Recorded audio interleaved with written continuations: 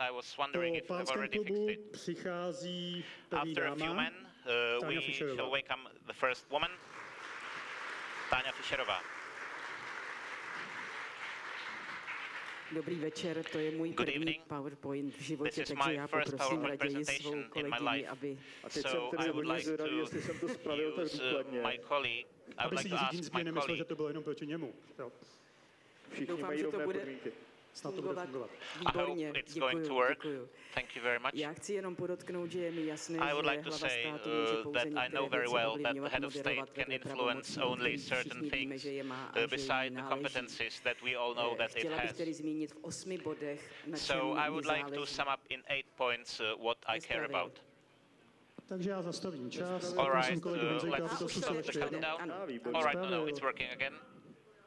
To jste byl My vy. colleague has fixed it. Ano, tak to posouvejte, děkujeme. All right, please move the slides forward. Thank you. Já bych začala tím, co je pro nás asi I would like opravdu to start zásadní a by the thing that nejdůležitější, is jde o vládu práva a crucial právní for us. stát. That is Ten the má rule of law samozřejmě mnoho složek, and the state ale of law. mluvíme-li o legislativě, There are many kde compounds in this, samozřejmě but hlava státu when we může talk apelovat about na the politiky, legislation aby se tomu where věnovala. the head of To state can základní je appeal zákon o to the státní politicians, službě, první antikorupční then zákon naší země a we je have opravdu s a podivem, že dosud law nevyšel v on platnost, civil protože právě service, tady which is je a basic značná část anti-corruption problému, law in the pokud Czech to Republic, nezačne and it fungovat, has tak not nebude entered into fungovat force ani yet, právní which is the stát. great problem, because Jako hlava unless this státu works, bych no rule of law can vetovala work každý here. zákon, kde As a by head se of state, I objevily would veto přílepky, any protože se law domnívám, with že to je legislativní legislative paskvil, add-ons, že to because zapleveluje this naše is something that is like a plague in our legal environment, and it is quite disrespectful, it is shameful, because there is no parliamentary procedure on these legal add-ons. So I would like to state that I will repeal any bill that will contain these add-ons. Then there is the law on public procurement. This law has gone through many improvements, but it is still not functioning. It is necessary that all contracts are public, because if someone applies for public money, then they must be obliged to show how they handle it, how they use it, even if it was 1 Czech crown.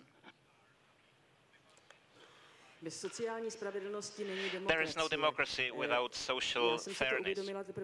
This is something that I have realized when someone told me to appear on a demonstration with this motto, with this slogan. And then I realized that certain groups of people, like the homeless, or the people who work in 3 jobs, or the people who are in bad situation, cannot take part in the legislative process, or not exactly the legislative process, but not they can't be the part of democracy because they have no information, they have no time to look into it. But the real citizen of a real democratic state is an informed citizen. Only then can they understand what they vote for, which people they wish. So without social cohesion and social justice, there can be no functioning democracy. And there are also things that are basic for social fairness, such as progressive taxation, and I demand the cancelling of the cap for social insurance and health insurance. And another important thing is a free choice of healthcare and the availability of healthcare, which is deteriorating a lot after the latest reforms. Opening new ways. I think we really should start looking for new ways, because we can see all the things that are not working. It's useless to fix the old model with new people, because those new people get deformed by the old model. We still ask ourselves how to do it, but the answer is actually in the system itself. We must also look into economy, because economy is one of the basic reasons why we are not a functioning state today. The discussion of the whole society about different economic models is very important. I'm a huge supporter of cooperatives. Cooperatives as they were in the First Republic, based on the equality of votes and shares. This kind of cooperatives exist in many countries, and they are the ones that survive many crises. But do not confuse this with the cooperatives of the communist regime. which has emptied this notion and replaced its meaning. As far as the fiscal topics go, we must extend the diversity of opinions in the governing board of the Czech National Bank. There are experts on money without interest, and there are studies that show that such a system without interest would play a very good role. Because it's impossible to ever pay the interest.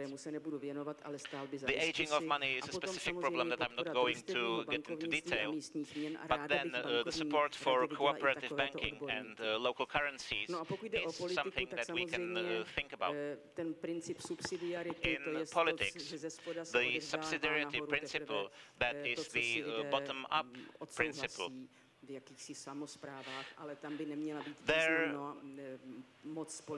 There shouldn't be many political parties, but the citizens themselves in the system, which is also a contribution to direct democracy. What is our position in the world? We are in Europe. It has always been our dream to belong to Europe, and we were happy when we finally succeeded. I think that deeper integration is necessary, but only if the European values of democracy and social cohesion will be promoted, which is not the case lately. I think that Europe should not compete with countries where human rights are ignored, but quite the contrary. Europe should stand behind what it has achieved, all the elements of social cohesion and culture, and it should draw upon our history. We are a part of NATO, which is exclusively a defense alliance. It's quite useful to lead a dialogue about how to perceive NATO, actually. Central Europe has always played a major role, which is something that we don't realize now, but our history is quite specific in a way. We have specific experience with some things, and it might be useful to remember that Central Europe could get united and form their common stances, that it could spread to Europe. Science, education and culture are the basis for the future. Where these things don't work, there is no future. And it seems to me that lately science, culture and education are getting much, much worse in the Czech Republic. Nevertheless, we must realize that they must be independent on the political and economical situation. This was the end of your presentation.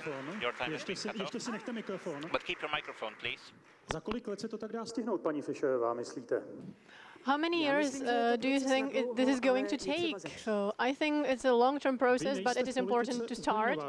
You are not a freshman in politics. We do not want to scare you, but in 2002 to 2006, you was an MP supported by the Christian Democrats and the Liberty Union. Now, please do not turn around. This might shock you. Now, please look behind you. Yes, and please now tell us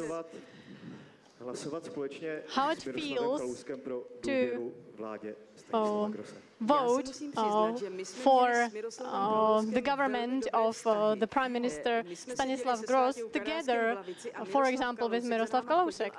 Miroslav Kalousek was a very pleasant companion. He was always telling jokes, and I appreciated the depth and symbolism of what he says, and I did not agree with many things he said, but in a way he was magical. Okay, I have to agree that he indeed is magical in many respects, but thanks to Mrs. Tana Fischerova.